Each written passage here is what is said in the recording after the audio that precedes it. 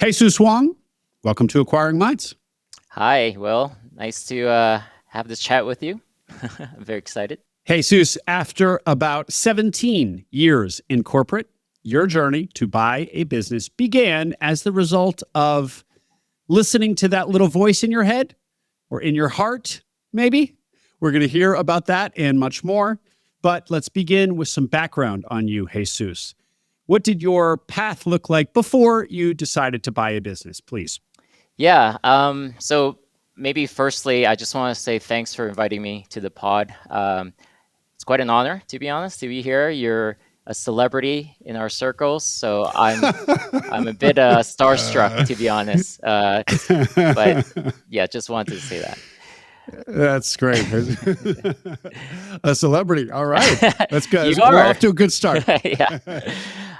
Yeah. So I guess if you'll indulge me for a few minutes, I just wanted to share a bit of my past.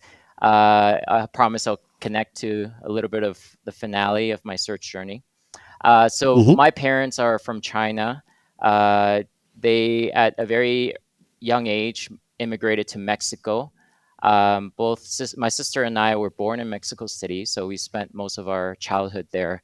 And as many immigrant families are, mine was quite entrepreneurial.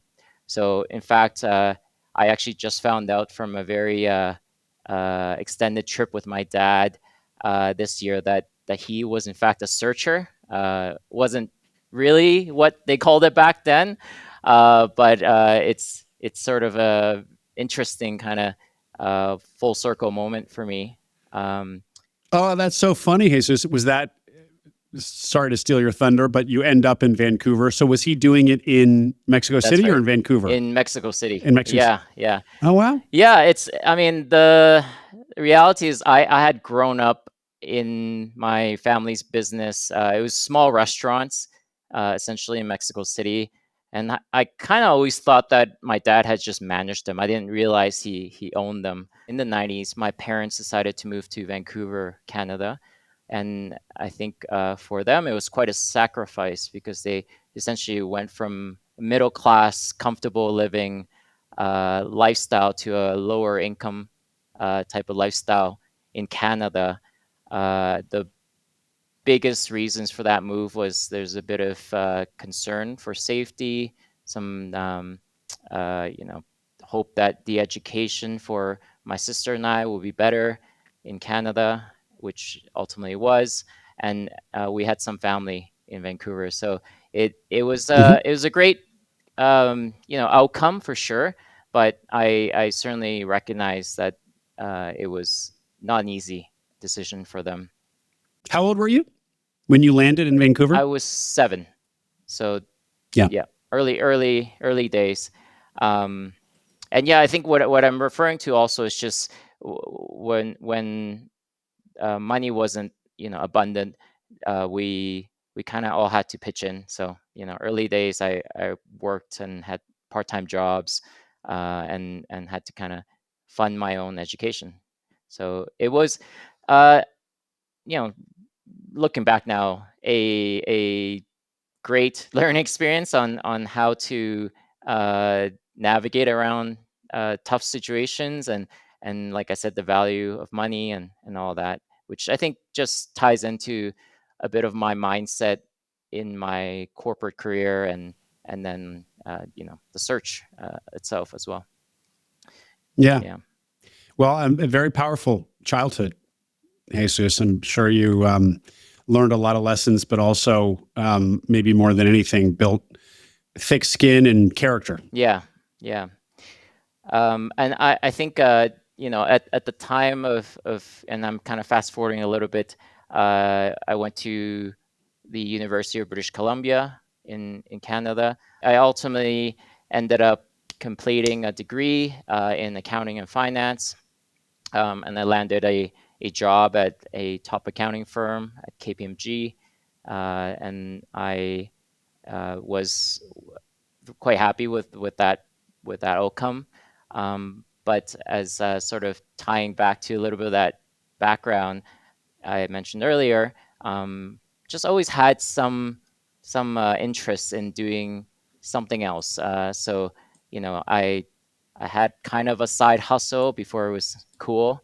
I founded a high-end clothing line, which was during my time in university and the first few years at KPMG. We did pretty well. It was a small brand that sold throughout Canada. We were in a large department store. We even, Oh. yeah, we even got into Japan. That had a bit of traction there. So um, was was going in the right direction. Hmm. And mind you, this was before social media. So, now there's lots of ways to reach a massive audience. And back then it was just door knocking and trying to connect with the Hmm. right people. I had a business partner. We got to a point where we could have started to engage the US market and had, I guess, a plan, but it meant that we would have to commit a lot more resource and a lot more energy. And the logical, risk adverse side of me uh, just thought that this career in accounting and finance, which had a bright future, was just too hard to pass up for like a very uncertain and risky journey. So I think I fell into a bit of that prototype of a child of an immigrant, where we saw white collar as a bit of a higher light than maybe blue collar or entrepreneurship. I'll fast forward a little bit more. Um, One of the things that resulted in me getting into the ETA space was uh, feeling like I had accomplished a lot in my corporate career. So I worked at KPMG for 6 years or so, and then a decade in a firm called Orbis Investments. They're kind of like a hedge fund, an investment firm. So I left that role last year. I was highly rated, accomplished what I wanted to accomplish there. So people were surprised when I made that decision, and it was not an easy decision for myself. Why did you make this decision? Why then? Yeah, so it's, I hate to call it a midlife crisis, because it just coincidentally ended up being kind of that time frame. But I was reaching the age of 40, and a decade in a company just feels like, you know, a good time frame to close a chapter.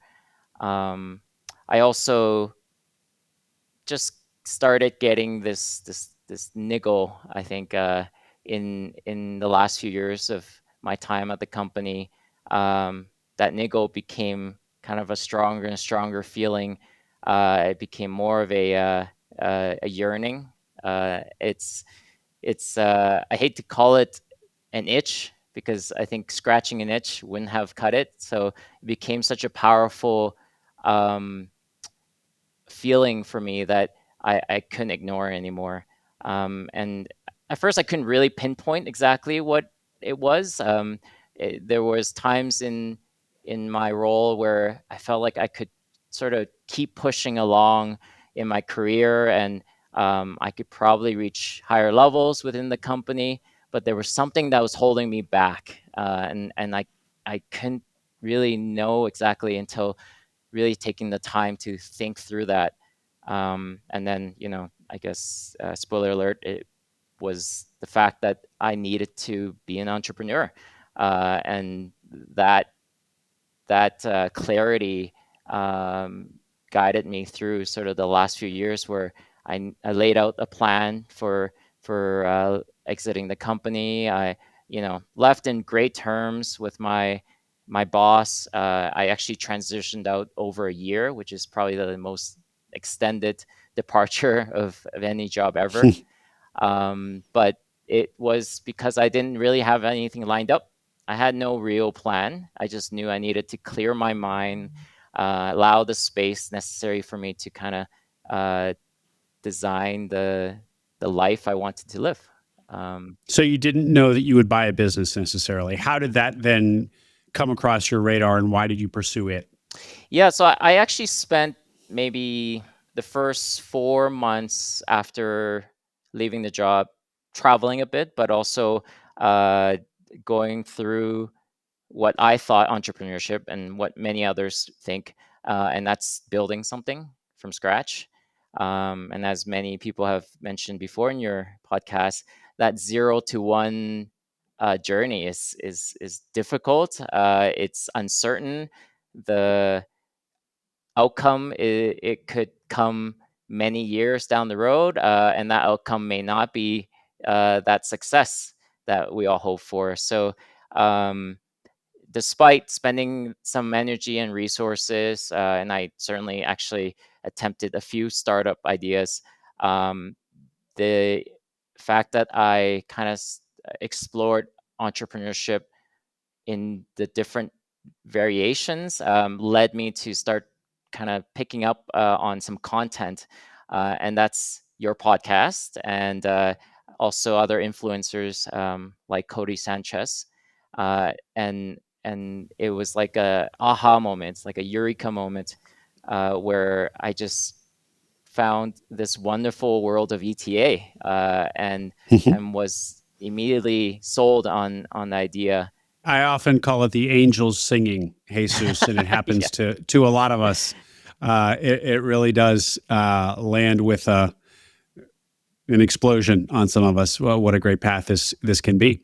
One other thing that sort of adds a bit of context to this is um, I had subscribed to this concept called FIRE. It's financial independence, retiring early. Yep. It's really about a life of freedom and flexibility and time being the most valuable. Um, it also just means living, modestly, and ensuring that you're not letting lifestyle creep happen. So with that sort of mentality, I had, I guess, you know, by all means, an interest in entrepreneurship, but it didn't have to be a grand version of it. Like I didn't have to create the next big thing that sells to private equity or whatever it was. So I saw it as entrepreneurship. I saw it as something I wanted to do as a personal interest, and something I could get a lot of meaning and fulfillment. It's a exciting time for me because I can see a lot of the commonalities of building from scratch in this platform that I've Mhm. acquired. Yeah. Great. Well, tell us what your search process looked like once you decided that this was the way. Yeah.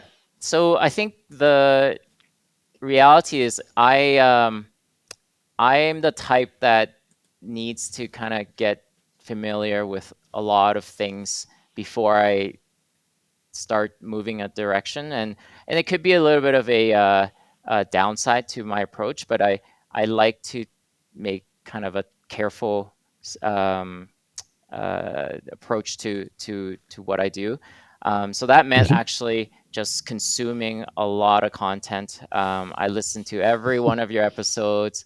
I read all the books, Buy Then Build, HBR Guide. I joined the Cody Sanchez community. I was active on Search Funder.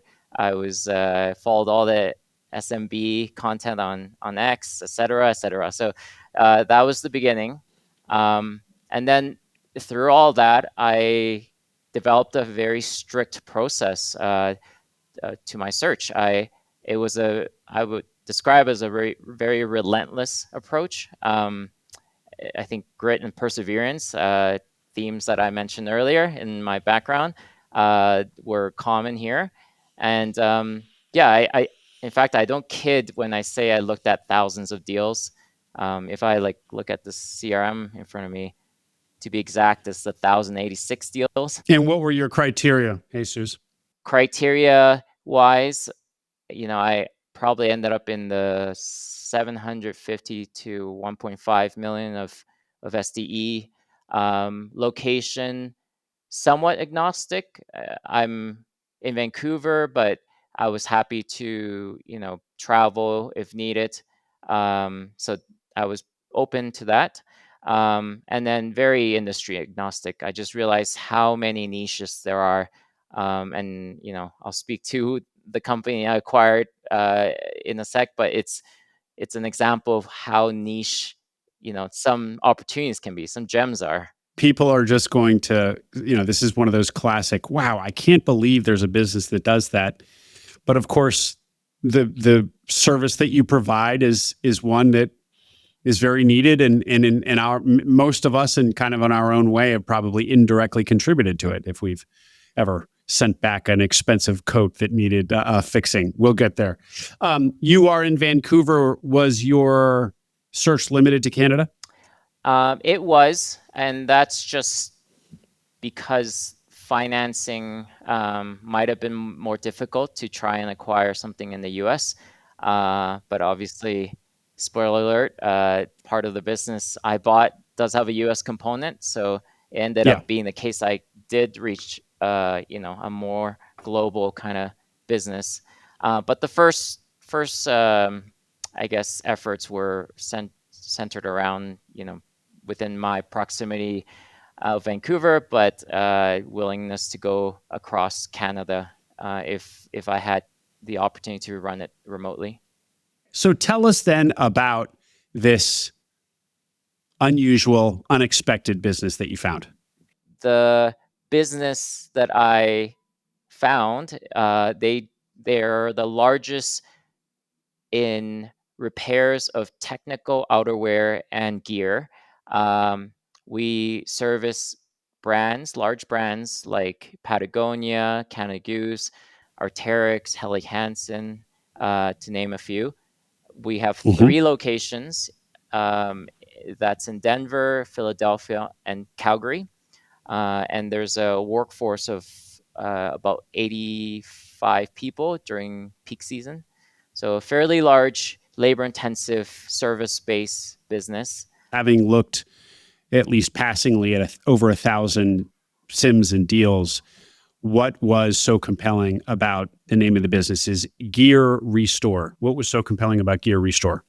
Yeah, so the main thing that really sold me on it was it's not a capital-intensive business. So, we're talking about sewing machines. So essentially, I own a $500, let's say, Arc'teryx jacket, super fancy outdoor gear. There's some damage to it. And these brands have very generous warranties, often, I guess, lifetime warranties. So I can send it back to Arc'teryx, they'll fix it and send it back to me. And their fixing it is actually they're actually outsourcing that to you. You have 80 effectively seamstresses, kind of tailors, who do that work, and then you send it back to Arc'teryx, who sends it back to me. So there are all of the repair to this high-end gear is being done by you. That's the service. That's right. So you're in the background, but there's obviously, you have these relationships with these big brands, and they're sending you a very steady stream of individual articles of clothing that need fixing. So not recurring, but, well, I don't know. Maybe it is recurring. It's kind of a, I don't know what you'd call it. Do you have contracts in place with them? Formal contracts? We do have contracts with some of the customers. The larger ones we do. Yeah, it's exactly as you describe it. I think not recurring in the sense of, one product, one garment isn't going to be repaired multiple times, but the arrangement with these brands are so that we are the sole provider for these services. And because of those very kind of, strong warranties, lifetime type warranties, there is an expectation for the work to continue as long as we have that relationship with them. And so, to answer your first question, one of those customers, for example, is Patagonia. They have something called an ironclad warranty, meaning any product going through any sort of damage, oftentimes due to the wearer, the consumer's normal use, actually can be repaired. And I think that's a very good proposition for us, because as long as we're delivering on the quality and speed as we commit to, there's no reason for them not to continue with us. Yeah. What else did you like about it? The fact that it's labor intensive in one way is tough, because you're dealing with a huge workforce, and HR is going to be a key consideration. But at the same time, looking at this deal, if let's say there are, and it's always about thinking about what you can't control, macroeconomics, trends. If for whatever reason consumers don't want to buy as much, then there's going to be less repairs, or maybe there is. It's actually hard to try and engage that. So how do I think about things like that? It's going to be the fact that this is a service-based business. We can dial up and dial down the labor as needed. Now, it's not an immediate sort of lever to pull, but grand scheme of things, it's not like we are stuck with a lot of heavy costs because we have massive machines. Right. So that was also one thing. You can more easily flex with the demands of the market. And these brands that you have relationships with, do you have any sense of what are these relationships exclusive? Sorry, did you say that? Or in another way, really what I'm getting at is your market share. Yeah, we are the largest in North America. Are we exclusive for all brands? I don't think so, but we probably do service a majority of their needs. And I think because of the size and scale that this business has reached, it's hard for a brand not to want to go with us, because they can centralize all their needs with us, all their repair needs with us. So that's also another sort of compelling aspect of the business. As we continue to grow and become more and more of that dominant player, I think we'll as long as we continue the quality and the servicing, we'll be able to take on more of the market share. I think honestly, I give a lot of respect to the founder, the seller of this business. He found a niche, a demand in the market, and kind of created this industry, this little small niche industry. So it's really neat. It's a really cool one. Yeah, I agree, and I think it's so funny that there's a lot of sort of moments where things are just connecting. I started a clothing line, many moons ago, and now I'm in this garment and clothing kind of business. So are you an outdoorsman, Jesus? Of course, Vancouver's an outdoorsy place. Yeah, it's hard not to be if you're in Vancouver. Right. Yes, very much so. Hikes and camping and just being outdoors is part of our lifestyle. Yeah, sure. And one thing that I envision on this deal, it would be customer concentration. So there's only so many of these big brands. Or maybe not. Maybe I'm underestimating just how many brands, high-end brands there are. But if I had to guess, there's probably 10 to 20 big ones that offer these really generous warranties and that are seen at REI and wherever. So obviously means that the number of customers that you have is small, and you might have concentration 10, 20% and with just Patagonia, for example. Was that an issue with the business? Yeah, so there was that being the biggest red flag, I think, in my initial review of the business. The client concentration is quite severe. The top, say, 5 brands take up almost 80% of our revenue.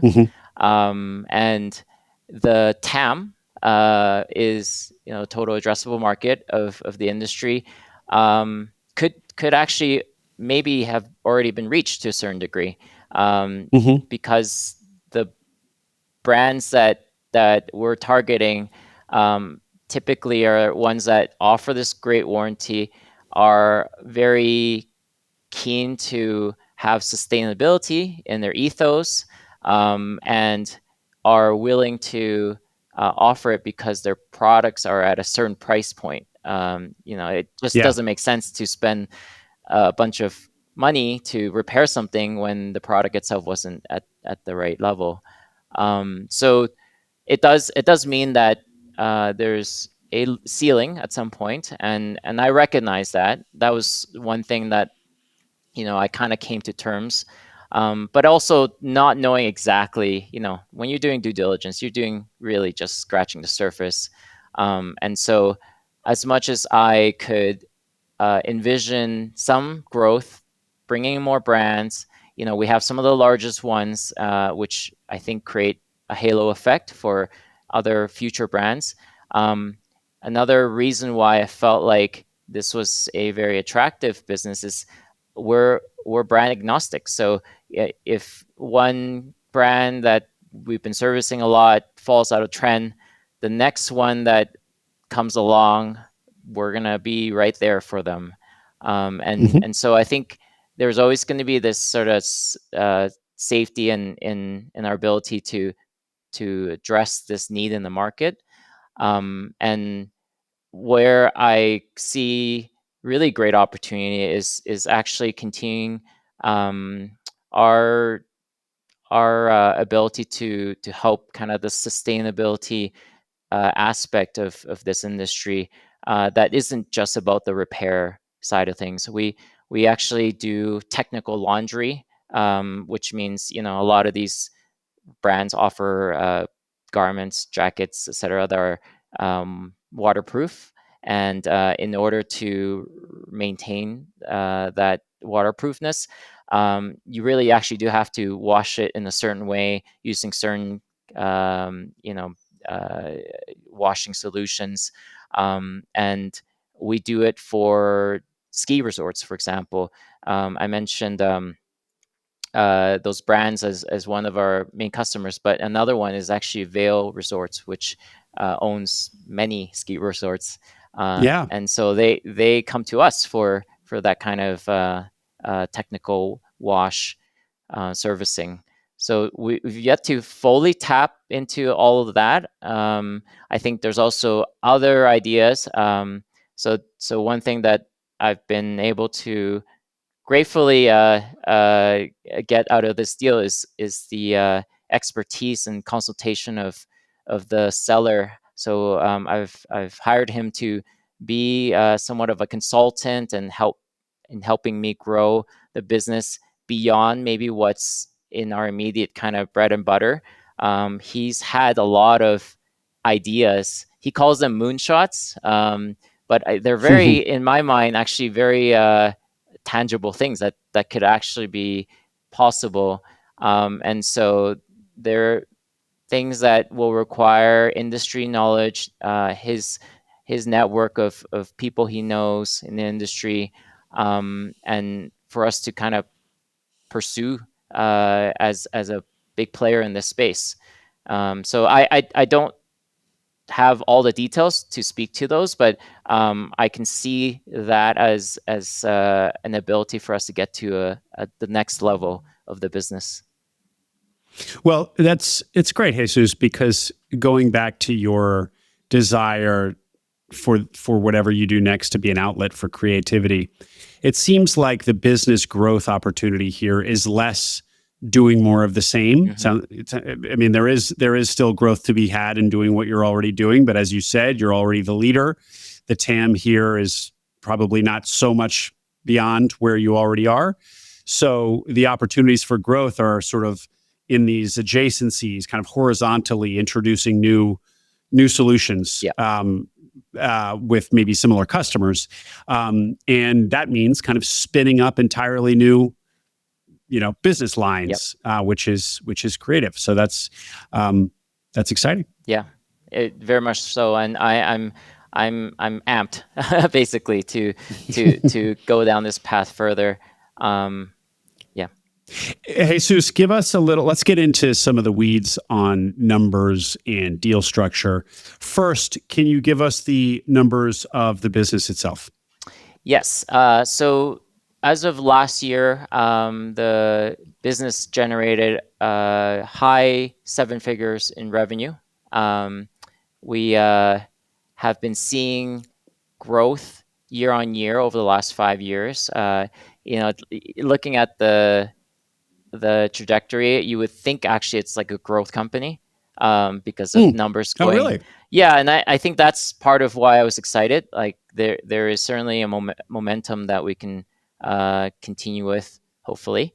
Yeah, I think even this year we're already going beyond last year. I think we've numbers for the first half of the year is looking like an extra 10% increase in top line. So, and that's me just kind of enjoying the ride here so far. I haven't done anything to help make that bigger. But this growth, Jesus, is it from landing new contracts with additional brands, or is it just growth of the volume from existing brands and contracts? It seems to be both. It seems to be Okay. reaching new brands, and then the existing customers having more reliance on us, giving us a bit more of what we could help them with. Yeah. Yeah. Great. Okay. So upper seven figures. Can you share profitability, earnings? Yeah. So EBITDA is close to $1 million. Mhm. We ended up at that amount last year, and I'm expecting it to be similar this year, or likely even higher. So you found the coveted by self-funded searchers $1 million or close to $1 million EBITDA, $1 million Canadian Yeah, yeah. EBITDA business. So maybe that's a lot less than. Yeah, that's right. Yeah. Great. And so you said 80 employees, and what is the non-service staff, the SG&A look like? Yeah. So the I guess non SG&A. So uh, let's say all the labor has predominantly been a variable cost. Most of the fixed items are maybe some management staff, but it's really just like lease and other sort of expenses. It represents about 30%, so it's actually very heavy on the wage Yeah, side of things. Yeah. yeah, as would be expected. Great. And so this is a Canadian business for our Canadian and other non-American listeners who don't have the benefit of the SBA, which we searchers so lean on here. It's always a great education to hear how you finance a deal. So please, how did you finance this deal? Yeah, I think that itself was quite a journey as well for me to discover options. Like you say, no SBA program, no 10% down, no 10-year amortization terms. So it very much was a case of working with the kind of commercial banks. We have a top 5 set of banks who are kind of national entities, and trying to get funding from them. Um, it's not impossible. I hear a lot of Canadian searchers feel like there is maybe a uphill battle with that. I think from my experience, if you have a good deal and you have the right model to prove out that the debt can be serviced well. It's a strong business, cash flowing, steady or rising, and you can emphasize how much of your past experience can help with the business. These are all things that are going to help get that loan that that was needed for me to get the deal. I was surprised that a few of my Canadian guests didn't have much of a problem getting their deals financed, maybe because they were good deals, but they went into it thinking that it would be really difficult, that the banks would be conservative, but finding, in fact, that it turned out not to be that difficult to find them. No, I don't think they got 10% down, 10-year amortization, but they got tolerable terms. And just for the audience, look up the Scott Walton episode and Andrew Storter's episode. Those, I think, were the two. And then Mark Zojabwami as well in Calgary. So those, we'll have links to those in the show notes for everybody. But I think in all three cases, they actually found that financing wasn't so difficult. So say more about your experience, or say whatever you were going to say next, Jesus, please. Yeah, I think it was difficult at first to understand how to begin the conversation with banks. I contacted all the banks, every prominent one in Canada, and these are the top 5 chartered banks. I got, I guess, feedback from folks there at different levels in the organization, and some would give me some details about how much I could borrow versus the value of the company, and the limits that I might have to accept. But I realized I may have been talking to the wrong people. There are, maybe the I guess, loan officer at a branch who does small business servicing certainly isn't going to be able to help me with a business acquisition of $1 million EBITDA. And then there's folks that are kind of more senior in their structure, and so trying to figure out the right person to talk to was a key part of it. And is there a takeaway there for the audience, Jesus? Like a title or some other tell when you've reached the right person within a bank in Canada that you want to be talking to? I wish I noted that down because I cheated a bit. So maybe I can share a little bit of where my success with financing came from.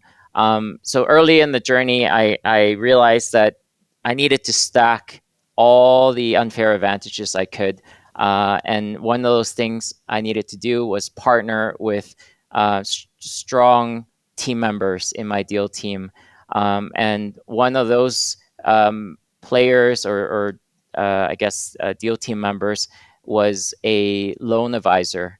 And I engaged, is it okay if I shout out a few people here? Yeah, absolutely.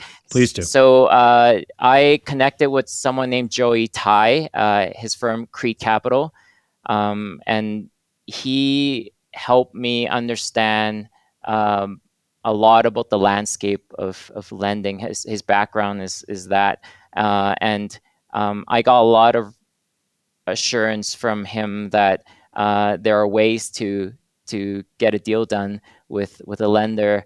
But it has to be kind of presented the right way and to the right people. And I felt that, well, there's already so much we have to do as a searcher, understanding deal structure, negotiating, building relationships, all these aspects that for many are learning for the first time. I just didn't think trying to negotiate and navigate the banks and lenders was something I needed to learn. So, I was quite convinced that having an advisor in that respect was important. Jesus, by loan advisor, you mean what we might also call down here a loan broker.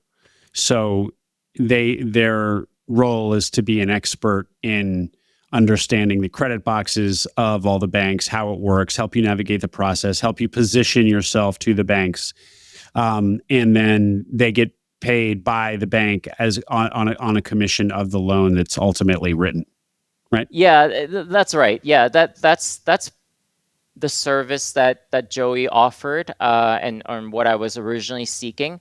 But his firm actually does more than that. He sort of works at different levels depending on the searcher's needs. The reality is I got to know Joey really well And I think he was just one of those people that I could see helping me with more than just the lending aspect. What you describe is exactly what he can do, but he also offers somewhat of a buy side advisory service. And I wasn't looking for that at first, but like I said, I want to have strong partners by my side, stack my advantages, and he was one of those people that I could see working really well. So he helped me with reviewing deals, structuring my offers, and negotiating, and I think it really helped me in my journey, which often is quite lonely and quite solo. Jesus, you were going to mention other people on your deal team? Yeah, I really want to shout out Haifeng Hu from the Bennett Jones law firm, and Kevin Yu from M&P, who did the accounting work for us. But yeah, these are all great guys, and I really have to say that my process is quite diligent. I interviewed like 20 lawyers and chose one, but there was an element with all those individuals where I could see they cared about the success of me landing a deal that is good for what I'm looking for. And it's hard to pinpoint, I guess. It's just having those conversations and being real about it. I could sense this vested interest in me succeeding. What can you tell us about the terms of this deal and in the structure, the financing, et cetera, et cetera? Where did this end up landing? Yeah, so the biggest consideration I had was that concentration of customers. While it was evident to me that the relationship with these brands are quite sticky for the reasons we mentioned earlier, and there isn't going to be a shortage of garments that need to be repaired in the future. There always a trend towards more sustainable, a more kind of eco-friendly approach to garments. Fast fashion is being targeted, and people don't want a lot of stuff in the landfill. All those things, I think, gave me confidence that, okay, well, it's likely that this heavy concentration won't be an issue, but you cannot predict everything. And as the economic landscape we're finding ourselves in, there's a lot of stuff that just we wouldn't have known. And so protecting my downside was a theme throughout sort of my structuring of the deal. And when we offered the seller this ultimate kind of like final structure, I was willing to give up some of the top side. And what I mean by that is I ask the seller to essentially provide a large forgivable aspect of the purchase price. I put about 10% of my own equity. 60% of it is the loan. About 40% of it was a earnout, plus some seller finance. 30%. That's right. Yeah. 10% you, 30% earnout, 60%, or excuse me, not earnout, but seller note. Yeah, that's right. I'm hesitating here because a piece of that earnout is an uncapped profit share with the seller. So it could vary. Depends where we end up over the next 4 years. And so, yeah, it's a large piece of it being an earnout. And that earnout has a specific amount based on maintaining a certain level of EBITDA. And then there's another component where it's an upside profit share for the seller. And that's and let's take those two in parts. The maintaining a certain level of EBITDA suggests that if the business dips, then this note will be proportionally forgiven. You will have to pay less back. Yep. less of this note back. Yep. Right. So that's what we would call a forgivable seller note, or this is a seller note with forgivability baked into it. Mm-hmm. Because you are not an SBA, you're in Canada, you're a Canadian, you didn't do an SBA loan. Earnouts, which are about upside. So forgivability is about protecting downside for you, the buyer. If the earnouts are about incentivizing upside to the seller. Mm-hmm. That is not allowed in an SBA context. So we actually hear about earnouts very little for SBA deals down here in the States. But of course, they are a very common structure in acquisitions broadly outside of an SBA context, private equity, whatever, conventional financing, whatever. And so your seller loan also had that component. There was an upside component. So if it outperformed, Yeah. he was going to enjoy a percentage of those profits. So great. So you had both downside protection for you and upside incentive for him. The term in Canada is not seller note, but it's, what is it, like vendor holdback or Vendor take back. Vendor take back. Yeah. Okay. Yeah. So I'm Americanizing the language. Forgive me for that, but it's a vendor take back. Great.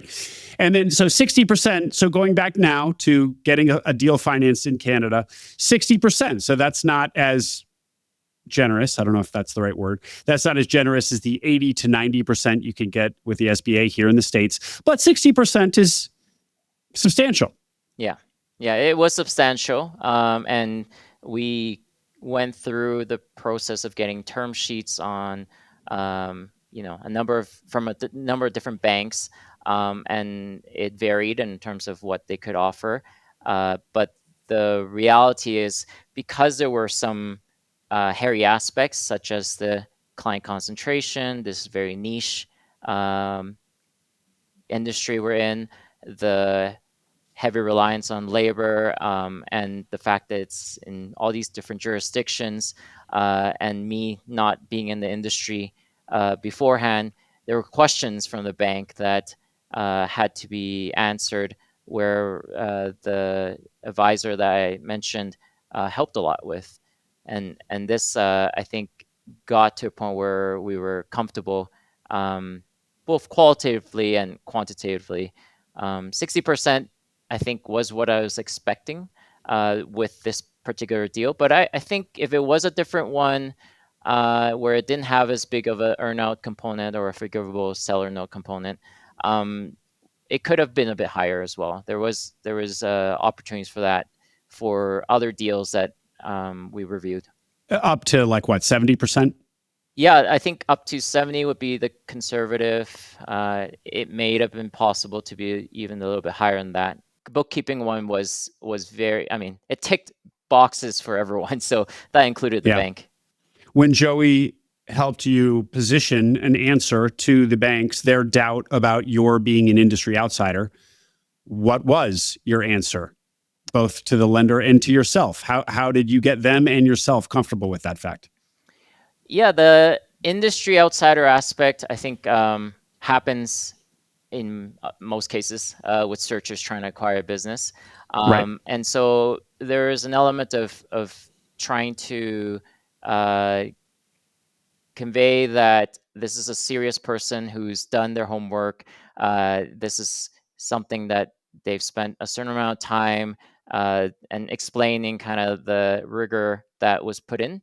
The other thing is just having an ability to say that I've led teams, I manage people, I've been in operations, different kind of operations. Mine was in finance, but the concepts of understanding where there are ways to improve, to grow, things that are transferable, skills that are transferable was key to it all. I think it was painting an overall picture of myself as a competent leader, ultimately. Yeah. Yep. Exactly. And did you get through this process the sense that these banks, that in Canada's case, the Big Five, are open to people like you, searchers, individual entrepreneurs buying businesses? Were they familiar with what you're trying to do here, or did they act at first like you were doing something highly risky or you were an alien? I it's actually a bit of both, to be honest. We were surprised to hear feedback from some lenders, and I think the Canadian ETA space is still developing. It's predominantly, I think, in Canada, dominated by search funds rather than self-funded. Yep. And so when you hear about someone who wants to kind of buy a business, in the ballpark that I was looking at, um, there's a lot of questions. Banks aren't that used to it. There's no SBA program, so it's not like a, well kind of established route for searchers, and it's still a bit, I guess, kinky. The process is not it's not as smooth. I'm used to that word in other contexts, but I'll go with it. Hairy and kinky. Yeah, right. And Jesus, just to round out our conversation about the banks, the loan offers that you got, you said yours was 60%. First of all, tell me please what the amortization schedule was and interest rate, if you could. But then also, was there a pretty tight band of the offers that you got from the other banks? What was the kind of the flavor of these offers? The various banks offered like a slightly different flavor, but they all similarly came back with similar terms. Okay. The majority of them, and this is before we chose one that gave us the ask, basically everything that we wanted. But the majority of the other ones, we probably could have pushed on it a bit more. This is part of that negotiation that we would have been able to do. Terms included a 5-year amortization for a few of them. The one that I landed with was offering a 7-year, so not too far off from a 10, which is nice. That's not guaranteed. I was told that a 7 is very nice, very ideal. Rates very similar to our mortgage rates. It's in the 5% mark. And so I think, Wait, 5%? Yeah. That's great. Yeah, it is great. So maybe that is a good thing over here in Canada. But I would argue, though, that the rate isn't going to move the needle. The terms, the amortization terms is going to, if you can get a 10 and I have a high interest rate, I think the math works out that you're still better off from a debt servicing perspective. I take your point that the bigger needle mover is amortization than rate, but certainly rate matters. I mean, so many searchers have been stung and in fact, literally driven out of business because of the interest rate hikes that we've seen over the last couple of years. What it did to their SBA loan was material to the point of making their business unviable. So, obviously, it depends on what the change in rate is. So if it's just a point, it might not matter so much, but rates have gone up moved much more than a single point in the last couple of years. So very interesting. Okay, Jesus, thank you for all of that transparency. That's wonderful and hopefully helpful not only to Canadians, but to anybody who's not working with an SBA. Anything to say about the cross nature of this that hasn't already been said? We should say the entity is Canadian. I know this from the pre-call. The entity is, domiciled in Canada with a sort of American subsidiary, but it's a purely Canadian business that you bought that is the 100% owner of an American subsidiary. Correct? That's the structure. Of the business. Correct. So is there anything to say about the fact that the business operates in 2 countries? Yeah, it's a big part of the due diligence, and I incurred, I'd say, significant amount of transaction costs, was the fact that there were two jurisdictions involved, so two sets of books, two versions of tax due diligence, having to kind of convert everything over into one currency. And during this time, the foreign exchange rate of Canadian to US dollar was fluctuating significantly. So there was an element of having to deal with that. And mind you, transaction costs, closing costs in Canada are actually just astronomically higher than the US, I've found out. Um, Quality of earnings report costs, lawyer costs, all that. When I was doing the interviewing, I realized it's just a different ball game. So Really the cost of business, interesting. the cost of business acquisition is going to be higher for sure. Yeah. I wonder why that is. Yeah, my take is that there's just firstly a less mature ETA space, and there's just less players out there, so Yeah. less competition, less competing to drive Yeah. costs down. And was this something the conversion of the books into the conversion of the currency, but then also two sets of books, all of that kind of very technical and in the weeds finance stuff and legal stuff too. Was that something that your team basically handled, and you kind of how close to all of that work were you? I was fairly close. I had a lot of I guess the accounting due diligence, the work related to the quality of earnings report basically done in parallel to the service providers. I wanted to kind of do my own version and feel comfortable that I understood what are the risks, and then if the vendors came back with similar results, then I felt really confident that we were going down the right path.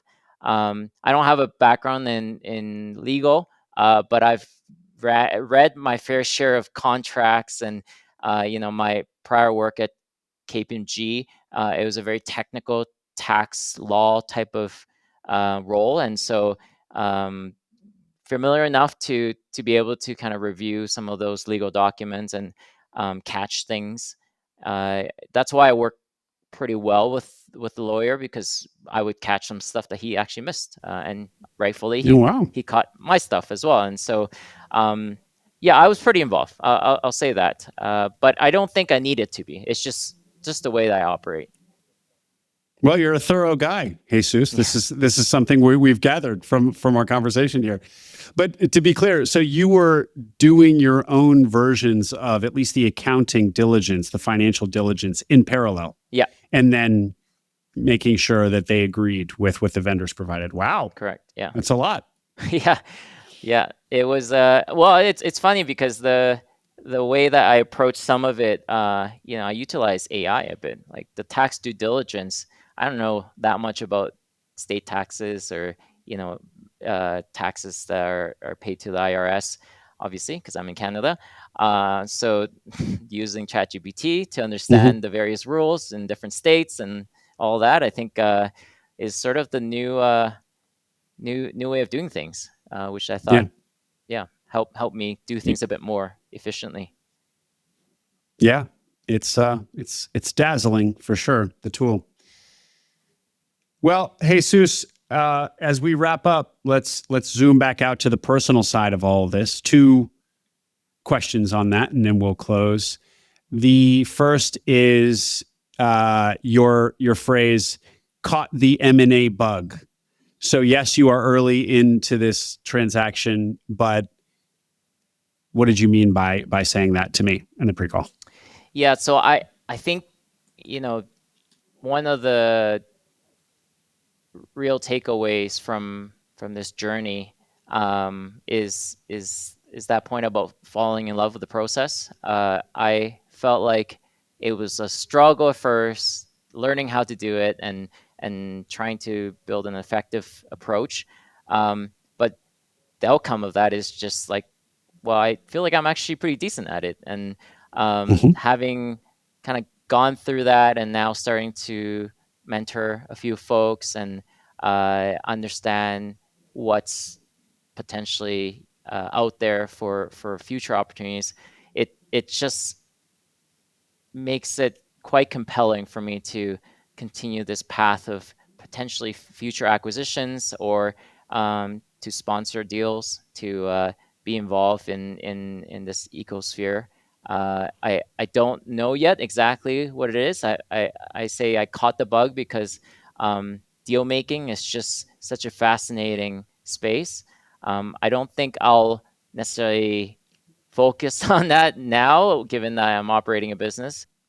Well, I think it's a good, it's a valuable exercise to reflect, to self-reflect on what part of this whole journey one enjoys, and to just crudely break it down: the deal process versus operations. There's obviously just a huge range, but you are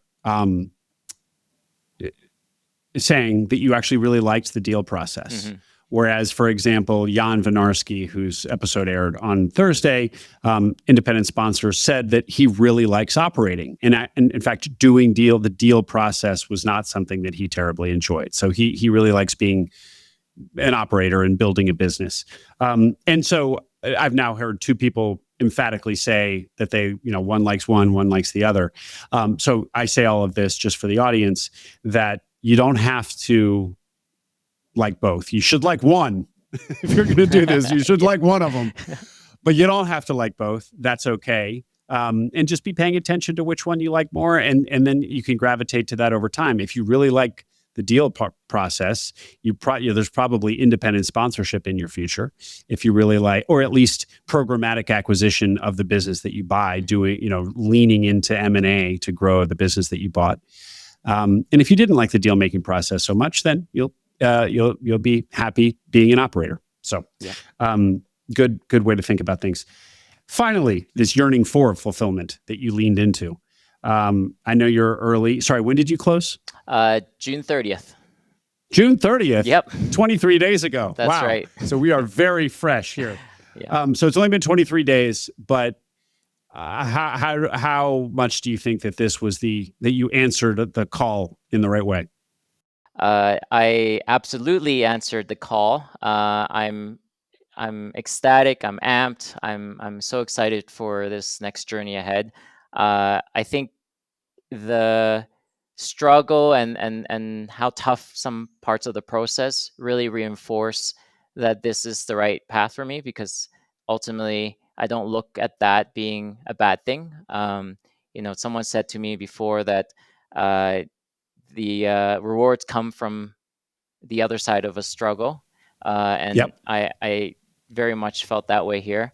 I think maybe as sort of a general mental exercise that I often give myself, I ask a 80-year-old version of me what I would hope I would be doing at this moment. And I think that person would tell me to not rush things, to take the time, and be confident in what you're doing, to bet on yourself.